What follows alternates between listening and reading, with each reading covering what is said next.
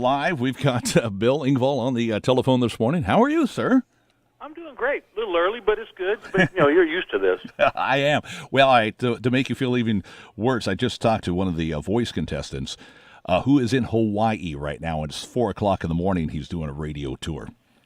See, that's why I don't do singing shows. Yeah. Well, listen, it's a pleasure to have you on the program this morning. Whereabouts in the world are you? Right now, I'm in Park City, Utah. No way. I was just there 2 weeks ago. It's beautiful, isn't it? Oh, man, it was gorgeous. We were up there for we lived in L.A. for a while, and we'd come up here skiing, and the kids grew up, moved out, and Gail and I decided we just would put our roots down here for the rest of the lives. Now, so when you're in a place like that, and you're not the only big-time celebrity that frequents there, but now you live there, do you find people looking at you at second glances going, wait, is that Bill Engvall there that just walked in? Yeah, I mean, the tourists do. Uh-huh. The locals, they know me. They'll holler across the street, hey, Bill! Do you ever find that you need to get out of an area like that to come up with more fuel for the shows that you do? Well, that's why I do the road. No, you know what's funny is people do this. I have a theory that everybody does the same thing, it's just with different accents. Mm-hmm. And so, even up here, you get the California people that come up and rent a gigantic Suburban and think they can drive on snow, which always makes me laugh. And, but there's regular folks here, and so the lack of material is actually the show I'm bringing there is we're talking a lot about seeing life through my wife's eyes about living with a comedian, what she has to deal with. Had she ever said anything to you about how tough it is for her to do that, and either being a butt of a joke or just dealing with? Actually, in 36 years of marriage, she's only asked me not to do one joke, and it wasn't even the joke; it was the voice I put with it. Oh, just because. And the joke was, I said, I think I did it back about 10 years ago. I said, I never thought after 25 years of marriage I would learn to hate the sound of my own name. Mm-hmm. But it's always like, and I would go, Bill, and it's never going to be, Bill, do you want $50? It's like, and she said, just don't do the voice, because then when people see me, I don't want them to think, oh, God, there's that one with that awful voice.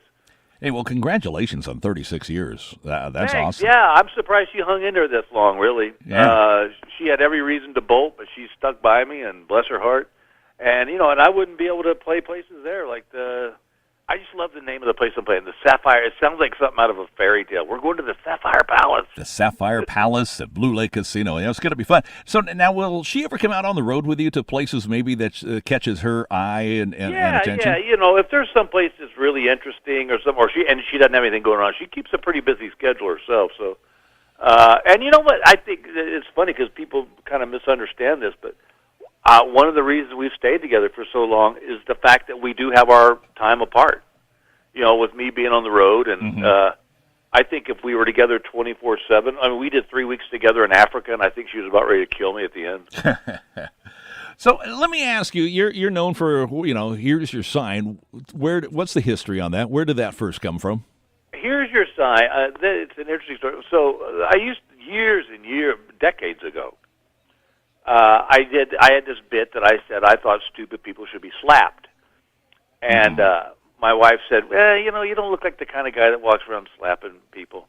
So I was at a club in Omaha, Nebraska, and I came up with this idea of a sign that just said "I'm stupid," and people would wear it, and that way you wouldn't ask them anything. You'd be like, "Excuse me," and they go, "Oh, sorry, I didn't see your sign." And so basically, what it is. It was funny early on. They kept trying to say I stole it from Mad Magazine because it's basically smart-ass answers to stupid questions. Right. And I was like, since I think I read one Mad Magazine in my life when I was in 9th grade, I don't think I remembered that, and when I got to write that into a bit.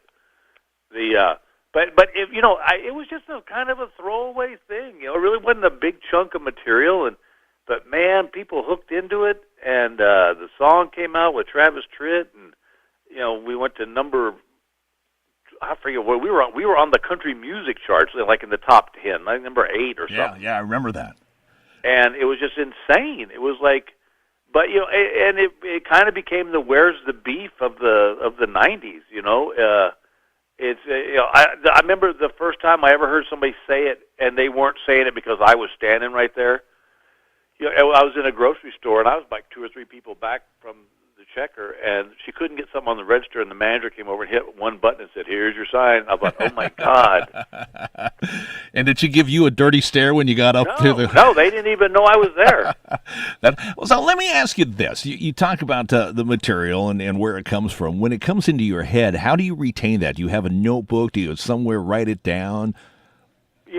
Ral, I got to be honest with you. I wish I could tell you a great answer to that. No, I don't write anything down.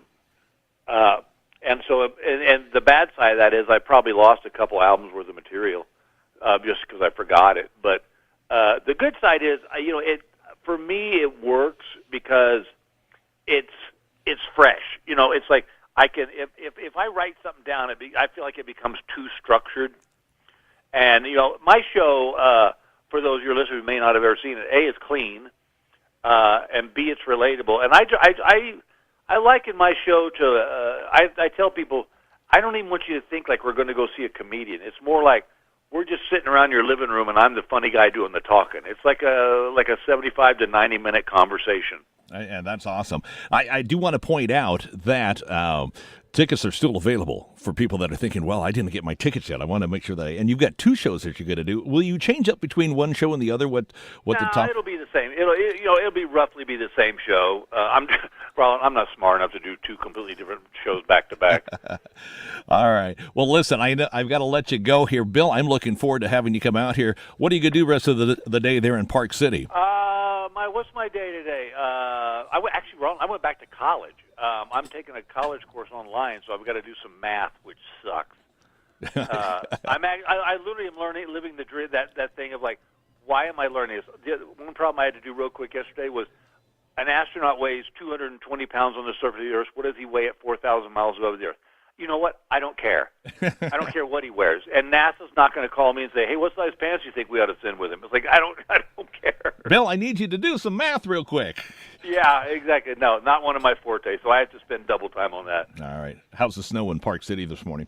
The mountains got snow, and actually down here where we are, I'm probably going to go play a little round of golf. Oh, sounds beautiful.